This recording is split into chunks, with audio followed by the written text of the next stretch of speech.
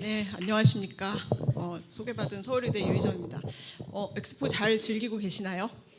네, 다행입니다. 그래서 오티즘 스쿨의 문을 열며 한 말씀. 그래서 이제 제목이 아너 스피치인데 며칠 동안 계속 생각을 했습니다. 아너란 무엇일까? 여기에서 아너를 보여드리려면 무슨 말씀을 드려야 할까?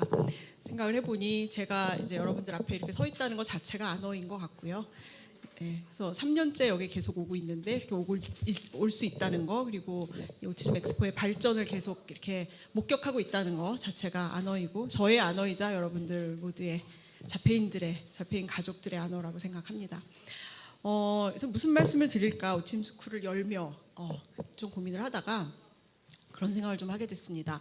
10년 후에 자폐가 어떻게 될 것이냐를 조금 같이 고민해보는 시간이 되면 좋지 않을까. 그리고 오늘 이제 이 많은 것을 체험하시면서 지금 현재 무엇이 벌어지고 있는지도 중요하지만, 과연 10년 후에, 15년 후에, 20년 후에 이 세상이 어떻게 달라져 있고, 자폐인들이 마주하는 세상들이 어떻게 달라져 있고, 그들 자신이 어떻게 달라져 있을지를 생각해보는 그런 비전을 갖는 그런 시간이면 좋겠다는 생각을 했습니다.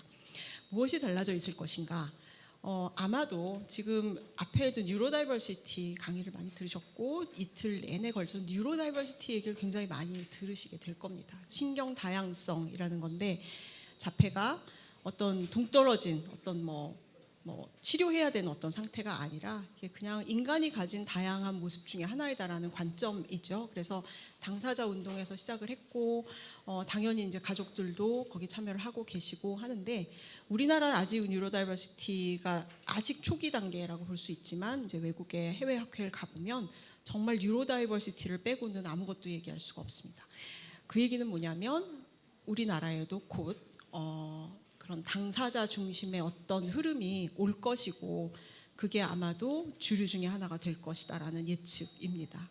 우리나라 뭐든지 빨리 받아들여서 빨리 발전시키잖아요. 그래서 모든 것이 당사자 중심이 될 것이다. 그렇게 생각하고 있는 이유 중에 하나는, 저는 이제 자폐의 조기 개입이 굉장히 중요하다고 얘기하잖아요. 근데 어린 아기들 보고 계시는 치료 선생님들도 많으시겠지만, 조기 개입이라는 게 뭔가 브레인이 굉장히 유연하는 시기에 개입을 하면 자폐가 낫는다라는 뜻이 아닙니다. 그렇게 오해하고 계시는 분들이 굉장히 많죠. 근데 그 얘기가 아니라 뭔가 그 브레인이, 뇌가 발달하는 시기에, 초기 시기에 베이스를 만들어 잘 다져주면 그 효과가 결국은 청소년기, 성인기에 가서 그 사람의 삶을 달라지게 하는 쪽으로 나타난다고 생각하는 편이거든요. 근데 10년 전, 20년 전에 생각을 해보시면, 자폐성 장애라는 것을 늦게 발견했고 잘못 진단하고 하는 것 때문에 조기 발견, 조기 개입이라는 게 사실은 별로 존재하지 않았습니다. 근데 요즘에는 모든 사람들이 이렇게 정말 열심히, 부모님들이 더 열심히 일찍 발견해서 일찍 개입을 하잖아요. 그런 친구들이 성인이 되었을 때 얼마나 자기 삶을 잘 꾸려나갈 수 있을 것인가를 생각을 하면 지금과는 굉장히 많이 달라질 것이라고 생각을 하고, 여러분들 여기 아마 MZ들도 많이 계시는 것 같은데 주변에 이제 MZ들 주변에도 있으시고 본인이 MZ이신 분들도 계시는데, 저희 세대와는 사뭇 다릅니다. 얼마나 스마트하고 얼마나 자기주도적이고 얼마나 똑똑한지 몰라요.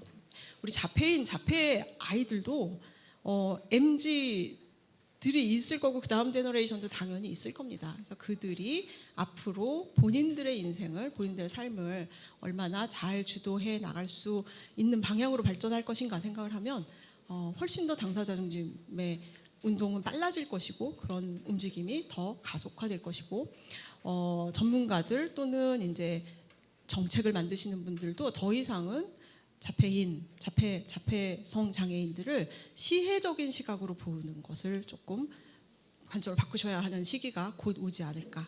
그러니까 모든 것에 참여하고, 연구에도 참여하고, 정책에도 참여하는 그런 시기가 10년 후에는 올 것이다 라는 게 첫 번째 예측이고요. 그런 관점에서 이런 엑스포도 좀 즐겨주시면 좋겠고, 두 번째는 과학의 발전입니다. 아마 R&D, 그러니까 이제 과학 연구하시는 분들 많으실 거고, 있다가 안준영 교수님이 유전체 연구 말씀도 드릴 건데요. 사실은 기초과학, 과학 굉장히 멀리 있는 것 같잖아요. 마우스 실험하고 뭐 브레인을 다이섹션해서 뭐 관찰하고 유전자, 굉장히 어려운 얘기지만, 사실은 우리 모두가 다 갖고 있는 어떤 생물학적 특성들을 연구하는 것이 기초 연구입니다.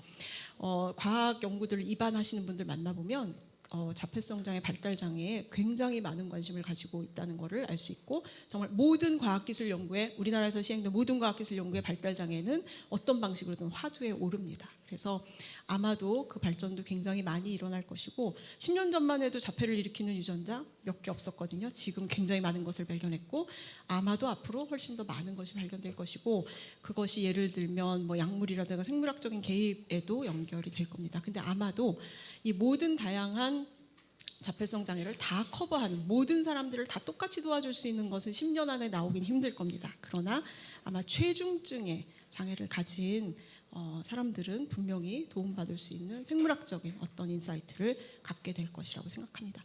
그 동안에 이런 이제 과학을 하시는 분이 아닌 다른 분들이 가져야 하는 것은 무엇이냐? 과학적인 연구 결과가 무엇인지를 읽을 수 있는 능력이 있어야 된다고 생각을 합니다. 리터러시죠, 그야말로. 굉장히 많은 기사, 사이비 기사들도 많고 이제 사이비 연구 결과들도 마치 진실인 것처럼 포장돼서 굉장히 많이 발표가 됩니다. 그 옥석을 가릴 수 있는 어떤 합리적인 생각들 그런 것들을 끊임없이 연습해야 된다고 생각합니다. 세 번째 키워드는 데이터라고 생각을 합니다. 데이터. 그러니까 굉장히 많은 데이터들이 이 순간에도 쌓이고 있죠. 우리 왜 유튜브 보시면 정말 무슨 내 생각을 읽은 듯이 내 취향에 맞는 다음 콘텐츠를 딱 소개를 해줘서 밤새도록 보게 만들잖아요. 그게 데이터의 힘입니다. 그래서 점점 더 많은 데이터들이 쌓일 것이고 점점 더 다양한 데이터들이 쌓일 것이고 더 중요한 것은 우리가 불러서 일부러 설문조사하고 일부러 검사하고 이게 아니고 정말 실시간 내가 살아가는 것 자체가 데이터화되고 있고 실제로 자폐와 관련된 것도 마찬가지일 겁니다. 그래서 굉장히 많은 양들의 데이터가 축적되고 쌓이고 그것이 개인의 어떤 삶을 결정해 나갈 수도 있는데요. 부작용도 많죠. 사실은 어떤 때는 구글이나 유튜브에서 내 데이터를 다 이렇게 트래킹하고 있다고 생각하면 굉장히 싫잖아요. 그럼에도 불구하고 그 흐름은 막을 수 없는 흐름이고 자폐와 관련된 것도 마찬가지고 데이터가 쌓이고 그것이 나의 행동을 결정할 수 있다는 것의 순기능이라면 각자 자기의 개별적인 세계가 생기는 것이라고 저는 생각을 합니다. 그러니까 더 이상 중앙에서 센터에서 무언가의 명령으로 세상이 돌아가는 시대는 아마 조금 지나갈 겁니다. 그래서 각자의 자폐성 장애인들 가족들이 각자 자기 나름대로의 데이터를 가지고 자기 세계를 구현하는 날이 저는 곧 올 거라고 생각을 하고요.